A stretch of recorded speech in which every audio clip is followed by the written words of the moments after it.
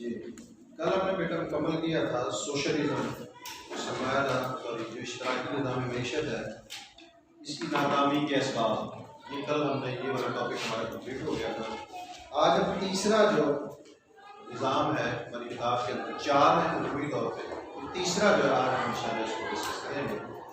मखलूक मुआशी निज़ाम या जदीद सरमायादाराना निज़ाम मईशत। ये जो पहले नंबर पर हमने पढ़ा था ना, आज़ाद निज़ाम, पहला इसमें स्टार्ट में हमने पढ़ा था इस चैप्टर के, आज़ाद कारोबार का निज़ाम, जो एडम स्मिथ और जो क्लासिकी मतलब फिक्र जो है उसके हिमायती हैं, जो चाहते हैं कि मईशत मुकम्मल आज़ाद होनी चाहिए, उसमें किसी किस्म की हुकूमती मुदाखलत ना हो।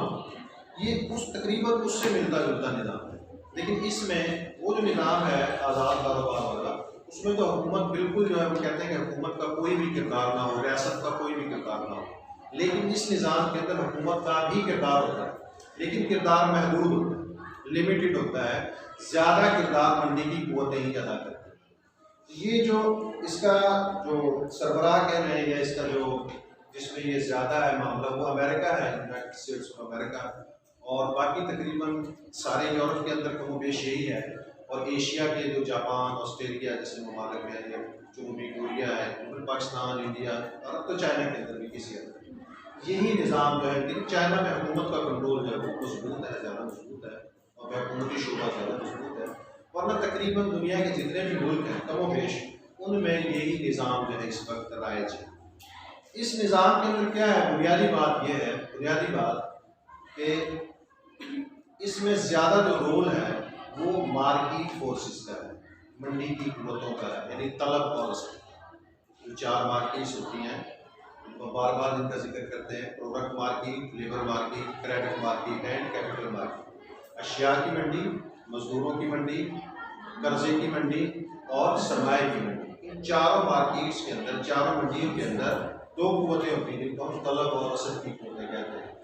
इस निज़ाम के तहत इन कुव्वतों का किरदार ज़्यादा अहम है, बहुत अहम है, बल्कि यूँ कह लें कि जो प्राइस मैकेनिज़्म है, जो कीमतों का निज़ाम, वो इस निज़ाम की जान है, या रीढ़ की हड्डी की हैसियत इसमें रखता है। इसमें सबसे पहले हम देखेंगे इसकी खुसूसियात। अभी याद रखिए जो खुसूसियात होती हैं, कैरेक्टरिस्टिक्स जो होती हैं, इनका मतलब खूबियाँ या खामियाँ नहीं होता, खूबियाँ या खामियाँ नहीं होता। इसमें मिक्स्ड चीज़ें होती हैं, यानी इसमें पॉजिटिव चीज़ें भी होती हैं, नेगेटिव भी होती हैं। खूबियाँ और खामियाँ हम अलग से देखते हैं। खूबियों से मुराद फिर जो उसके मेरिट्स हैं, पॉजिटिव पहलू हैं, सिर्फ उनको देखा जाएगा, और खामियों में फिर उसके जो डीमेरिट्स हैं, उसके अंदर जो नकायस हैं, उनको देखा जाएगा। तो सबसे पहले हम इसकी खुसूसियात देखते हैं। नंबर एक, निजी मलकियत के हुकूक। इसमें इस कारोबार में, इस निज़ाम के अंदर, यानी कैपिटलिज्म या सरमायादाराना निज़ाम के अंदर लोगों को निजी मलकियत के हुकूक हासिल होते हैं। लोग कारोबार कर सकते हैं, लोग जायदाद रख सकते हैं, इसकी इजाज़त होती है कानून के दायरे में रहते हुए। इसके बाद मुआशी आज़ादी, इकोनॉमिक फ्रीडम। इसमें मुआशी आज़ादी भी हासिल होती है, आप मर्जी का कारोबार कर सकते हैं, मर्जी का प्रोफेशन चुन सकते हैं, अपनी मर्जी के स्कूल जा सकते हैं, अपनी मर्जी के कॉलेज यूनिवर्सिटीज़, अपनी मर्जी के जो है इलाज करवा सकते हैं, ट्रांसपोर्टेशन यूज़ कर सकते हैं। तो इसमें इकोनॉमिक फ्रीडम होती है इस निज़ाम में। इसके बाद उजरत पर काम करना, ये एक और इसकी खुसूसियत है कि यहाँ पे जो फर्म्स जो होती हैं उनका मकसद होता है ज़्यादा से ज़्यादा मुनाफा। किसी भी फर्म का जो बेसिक मोटिव होता है, किसी भी फर्म का, वो क्या होता है, ज़्यादा से ज़्यादा मुनाफा कमाना नहीं, ज़्यादा से ज़्यादा मुनाफा कमाना, प्रॉफिट मैक्सिमाइजेशन। अब उसमें वो कामयाब होती है नहीं होती है, ये अलग बात है, ये अलग बात है, लेकिन वो उसकी जो मकसद होता है फर्म का बुनियादी, वो होता ज़्यादा से ज़्यादा मुनाफा। इस निज़ाम में हर कोई उजरत पर काम करता है, उजरतें तय होती हैं। आजर और अजीर दो लफ्ज़ हम यूज करते हैं, एम्प्लॉय एंड एम्प्लॉयर।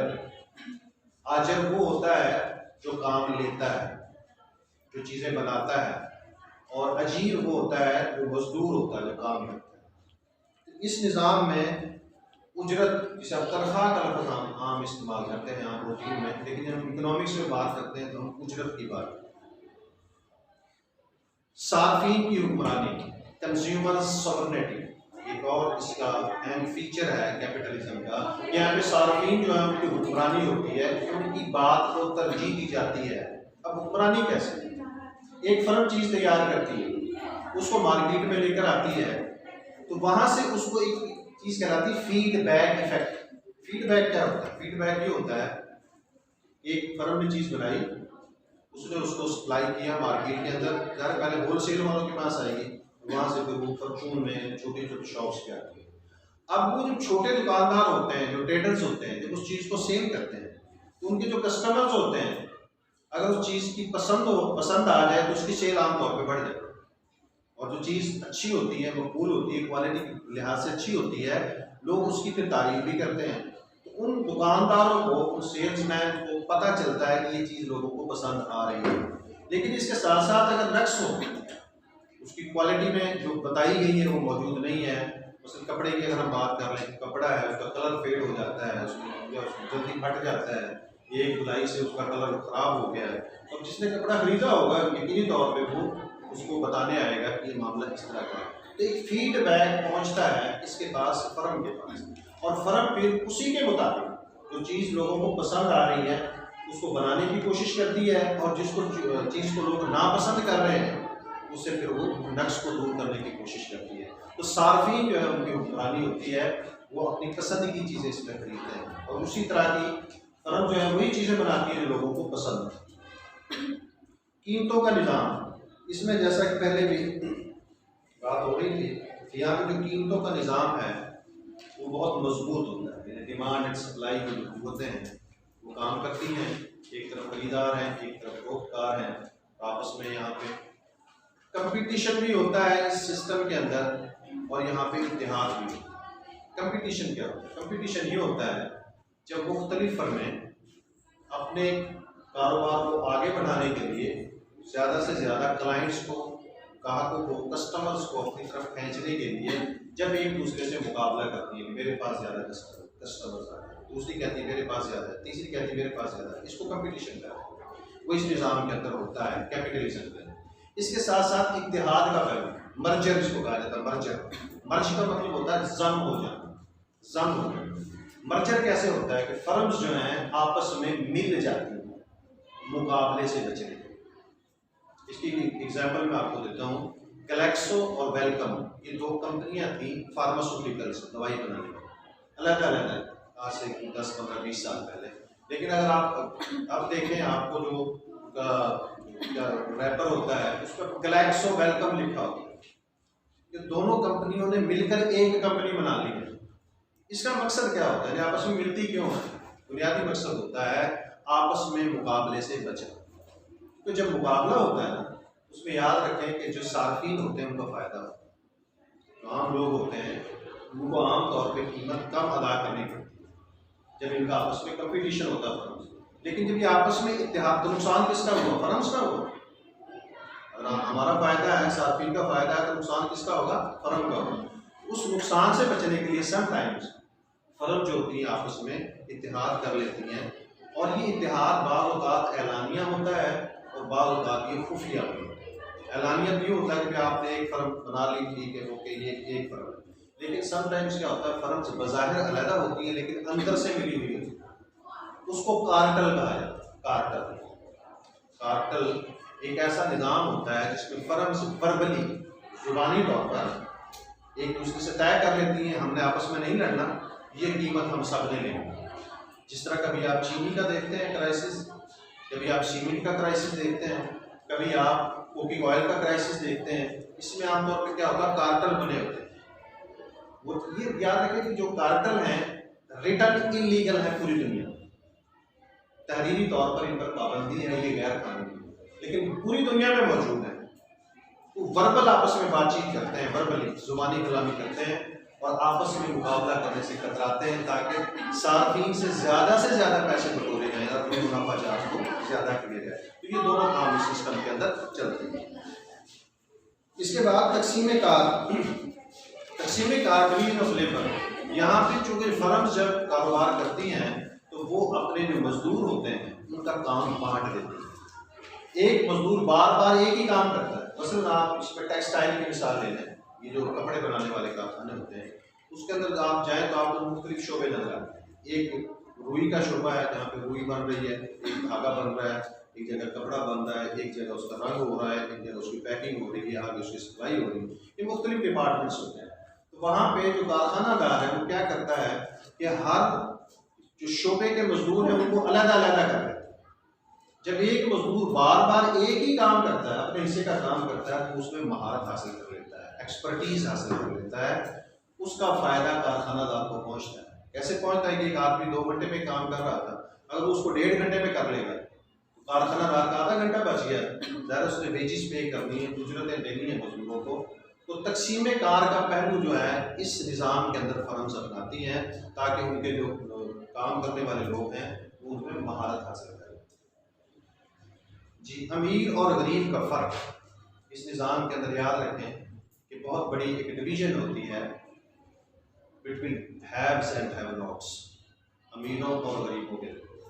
क्योंकि जो कारखानादार होते हैं उनके मुनाफा जात जो होते हैं वो ज़्यादा तेज़ी के साथ बढ़ते हैं, जबकि जो आम अफराद होते हैं, जो वर्किंग क्लास होती है, उसमें प्राइवेट शोबा भी शामिल है, उसमें सरकारी शोबे के लोग भी शामिल हैं और आम मजदूर भी शामिल हैं, उनकी उजरतों में उस हिसाब से इजाफा नहीं होता जिस हिसाब से कारखानादारों की उजरतें हैं। तो जो अमीर और गरीब का जो एक गैप है वो इस सिस्टम के अंदर बतदरीज आहिस्ता आहिस्ता बढ़ता चला है। जी, हुकूमत का महदूद किरदार, इस निज़ाम में हुकूमत का जो रोल होता है वो महदूद, वो वसी नहीं होता। हुकूमत कोशिश करती है कि वो अपने किरदार को महदूद रखे। जो ज़रूरी शोबे होते हैं, ज़रूरी डिपार्टमेंट्स होते हैं, उन्हीं को अपने पास रखती है। मसलन फ़ौज हो गई, उनकी सरहदों की हिफाजत करनी है, पुलिस अमन अमान के लिए, जुडिशरी अदलिया है, या कुछ और महकमे जिनके बगैर गुजारा नहीं है, उनको अपने पास रख लेती है। और वरना ज़्यादातर जो निज़ाम है वो आज़ाद होता है। इवन जो USA के अंदर, यानी अमेरिका की अगर हम बात करें, वहाँ पे जो F-16 तैयारे हैं, उनका नाम अक्सर आप सुनते रहते हैं, अब तो खैर और भी जदीद आ गया, F-18 भी आ गए, F-35 भी आ गए। तो ये सारे एक प्राइवेट कंपनी बनाती है, वहाँ पे एक प्राइवेट कंपनी बनाती है। पाकिस्तान में तो खैर ज़्यादातर ये सरकारी शोबे का मतलब ज़्यादा है, लेकिन हम बात कर रहे हैं उस कैपिटलिज्म की जिसका सरबराह अमेरिका है। बरतानिया, अमेरिका, उनकी एग्जाम्पल देंगे तो भाई इसमें जो प्राइवेट शोबा होता है उसका किरदार ज़्यादा होता है, हुकूमत का किरदार महदूद होता है। हुकूमत का किरदार ज़्यादा होता है फैसिलिटेटर का, सहूलतकार का, मददगार का, कि जो मार्केट फोर्सेस हैं उनको सहूलत फराहम की जाए, उनको ज़्यादा से ज़्यादा फैसिलिटेट किया जाए ताकि मंडियाँ जो वो ज़्यादा अच्छे तरीके से काम कर सकें। मुआशी उतार चढ़ाव, आखिरी जो खुसूसियत है इस निज़ाम में, चूँकि हर फर्म और हर शख्स आज़ाद होता है, कानून के दायरे में रहते हैं, तो हर कोई कोशिश करता है ज़्यादा से ज़्यादा मुनाफा। तो क्या होता है, बावजूद फर्म्स जो होती है ज़्यादा मुनाफे के लालच में ज़रूरत से ज़्यादा चीज़ें पैदा करती हैं, जितनी उनकी डिमांड होती है उससे ज़्यादा चीज़ें बना बैठती हैं। उससे फिर क्या होता है, रसद ज़्यादा हो जाती है, तलब कम रह जाती है, फिर चीज़ें बिन बिके रह जाती हैं, अनसोल्ड रह जाती हैं। जब ऐसा होता है तो इसको हम इकोनॉमिक्स में ओवर प्रोडक्शन का या ज़ायद पैदावार का नाम है। अगर ऐसी सूरत हाल पैदा हो जाए उसका नतीजा ये निकलता है कि जो कारखानादार हैं जब उन्होंने एक चीज़ बना दी, उनका तो उसमें मसाइल लग गए, उनका पैसा, चीज़ें वगैरह तो उन्होंने इस्तेमाल कर ली, अब उन्होंने बना के मार्केट में बेची, अब वो बिक नहीं रही, तो ज़ाहिर उनको नुकसान है, उनके प्रॉफिट्स कम होंगे और समटाइम उनको लॉस भी हो सकता है। तो उसका रिजल्ट क्या निकलेगा, वो फिर अपने कारखाने से मजदूरों को निकालें, कमाल नहीं बिक रहा, ये चीज़ें फरोख्त नहीं हो रही, आप और मजदूरों को निकालना शुरू कर देंगे।